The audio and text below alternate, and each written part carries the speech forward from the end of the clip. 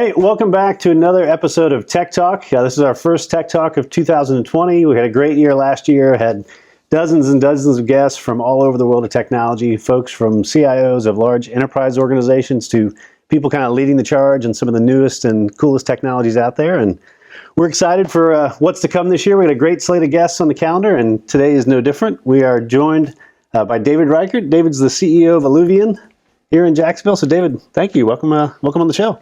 Thank you. Thanks for having me. It's good to be here. Yeah, glad to have you on. So obviously today we're going to take a little different take, right? Like I mentioned, we've had a lot of guys on in the past that talk about specific technologies, or they talk about, leading organizations and large IT departments. You've got a little different take on the world from Alluvion. So maybe just from the start, people that aren't familiar, tell them kind of who Alluvion is and what you guys do. Okay. Yeah, Alluvion, we're a national recruiting firm headquartered in Jacksonville. We also have delivery centers in Tampa and South Florida. And really, we solve talent problems for companies. I mean, we recruit nationally to help companies find the people they need to meet their organizational goals. And it's tougher now and more challenging now than it's ever been, really, just because of the booming economy. Yeah, I was going to say, job market is a great job market now, right? But there's a high demand, especially when we talk about technology, for really skilled people. And we talked a little bit before the show. I mean, one of the most challenging parts I got to imagine is the demand for specific skill sets and technologies that are really brand new. So you're not going to find somebody with 20 years experience in AI, right? And so, I mean, talk about that a little bit, just kind of the state of the market and what you're seeing out there. Yeah, the pace of change with technology, I think, is making companies look at themselves and try to figure out, is it really the technology or the people? And I think what everybody is learning is it's a little bit of both. Right. The languages, the devices, the networks, the security. I mean, there's so many things to consider now when companies are trying to solve a resource problem, especially when it comes to a high-tech type resource. Sure. And as you mentioned, a lot of these technologies are really leading edge. They're just happening. They're just maturing.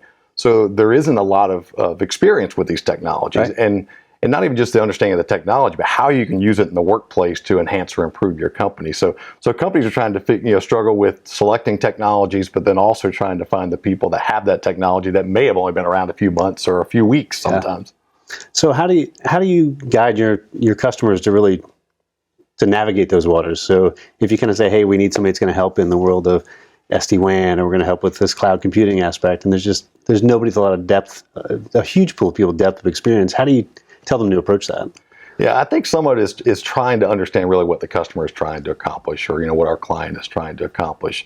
And many times they look at it as a technology problem, but the technology, I think, takes care of itself many times, but certainly you do have to have individuals that are capable of learning the technology. Sure.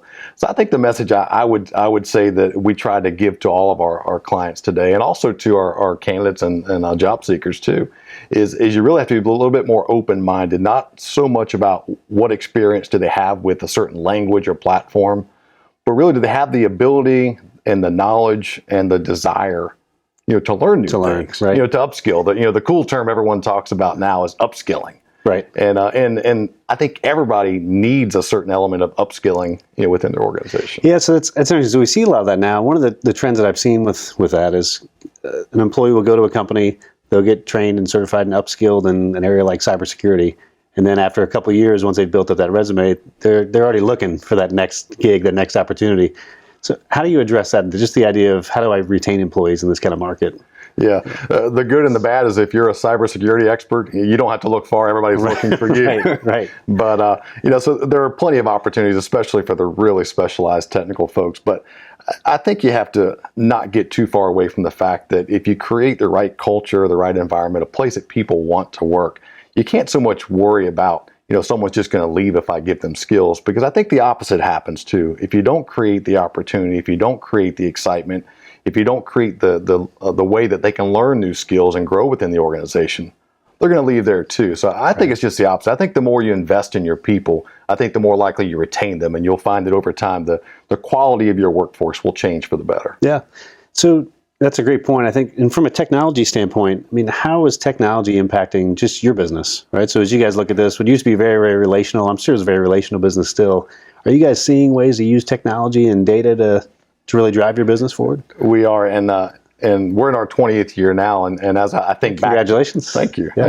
As I think back to where we were 20 years ago, there was this thing called the classified ads in the Right. newspaper, so and fax machines, and some of them still had the wax paper and not the plain paper. Right. So you think about what's evolved just in the last 20 years. So the way that companies would publish their ads or their openings, has changed. I mean, you think about just jobs on the career site within a company's website or a career portal. 20 years ago, that was really not thought of, and some of the leading internet search engines and job sources really were just leading and charging to the front. So you had 20 years ago classified ads, fax machines, and paper files with job applications too. So you think it was a very manual process, and then something like the Yellow Page. If you tell a 20-year-old today, go pull out the Yellow Pages and go look up a phone number, that's you're really dating yourself. Right. Now that's more of a booster seat. Right, exactly.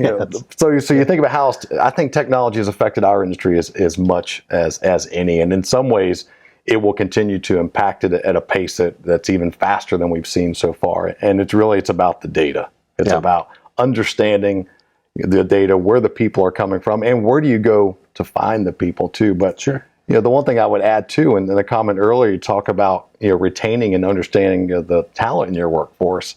I think that's one of the most underused areas within organizations. The retention side of things. It is, and so we companies, we work so hard to attract the right people. We attract them for what we think the current need is and how they can fill that current need. But many times I don't think we look as deep into the individual and understand really their capabilities overall and how they can help you other ways in the organization.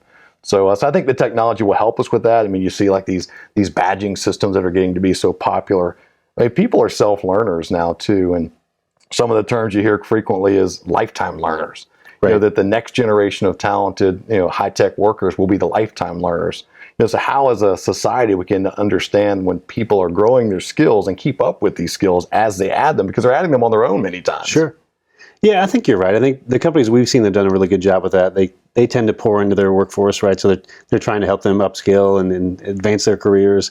But they're also helping those guys connect to a mission, right? So I've noticed a lot with kind of that younger generation.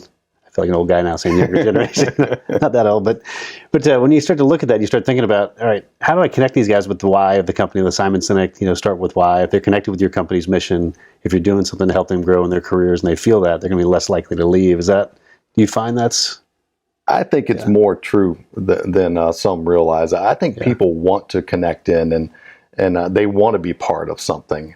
And certainly they want flexibility too. I think we all like flexibility. I mean, we're all busy people, and social media has taken over, or your digital needs have taken over a lot of the space in our lives. But I think people still want to feel part of something, and in the workplace, I think still has a big role to play. Yeah, we talk about being part of something. One of the things that you've obviously made a name for yourself here in town, and have been a great part of this community here, is really pouring back into the community as well. So I know you're involved in a number of different organizations. The STEM to Hub program is one that I know you're pretty passionate about. Maybe just briefly talk about that a little bit as well. Yeah, and being a Jacksonville native, I mean, certainly anything we can do to help this community is important to me, and we've been very fortunate to be able to touch people's careers, for 20 years. And it's great to see people progress through their life, or when they need a career change, you can be there. But then you start thinking ahead, what the next 10, 15, 20 years looks like. Well, with the changing job force and the changing technology that's happening, it became more and more evident that we really have to focus on the next generation of worker. The young kids are going to take care of us one day. And so when we started thinking about that, we really thought as a community we needed to come together and try and solve some of these problems, because they're really not education problems. They're really not family problems. They're really not corporate problems. They're really community challenges. Sure. And we felt as a corporate community, if we could probably deliver the message and help people understand really what we need in the workforce going forward, because it is the backbone of the economy in our community. It's a job. And if we can solve the job problem and give the next generation worker the right skills, I think we're all going to be in a much better place. Yeah.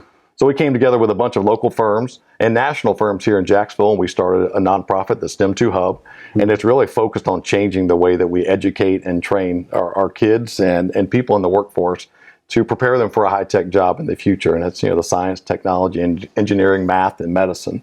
And it's been a huge success. And Auditmacs, the the company you work with, Jeff, has been a big part of that, and it's been a pleasure working with Jennifer and David through that process too. Yeah, it's been great. I mean, just that whole idea of closing that digital divide for a lot of the folks here in town and building that pool of, the next generation's candidates for some of these positions we're talking about here, I think is a big deal. So, well, we appreciate all the stuff you're doing here in town. We appreciate having you part of the community, and it's great to get some feedback on the perspective of the market today. So thanks for joining us.